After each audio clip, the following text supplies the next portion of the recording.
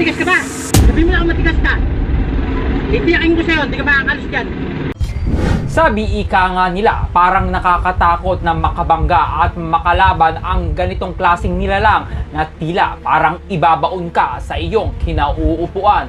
Kaya naman panoorin mo ang nag-viral na video na ito kung papaano gigil na gigil ang isang driver sa kanyang kapwa driver na parang gustong manakit.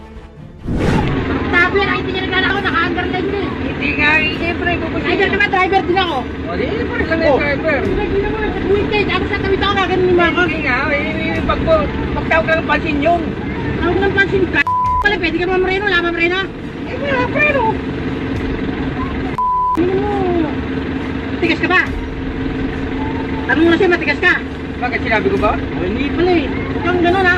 Passenger vehicle ka, baka hindi ka abuti ng kasi gabi. Hindi ka makahinga. Sabihin mo na kung matigas ka. Itiyakin ko sa'yo, hindi ka makakalis dyan. Tanginan ko. Well, panoorin mo ang huling parte ng video na ito dahil imbis na magalit ka ay matatawa ka dahil tila lumambot bigla ang puso ni Manong. Gusto yung pagmamanahon mo ha, passenger vehicle nyo. Wala naman yung pagmamalaki. Pagmamalaki lang, may pera, wala naman ng pera.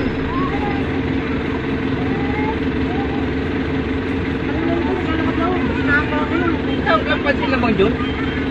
Bakit? Tawag ng pansin ka lang. Wala nang kwento na ano, mamamataan ka. Ilan pa yung ayos na ito eh. Hindi ako kilala na ito eh. Sino di kita palabas mo yung ito? Ha?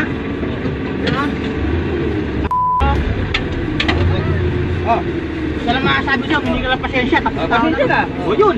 Isa lang payo ko sa'yo. Huwag ganun. Passenger vehicle.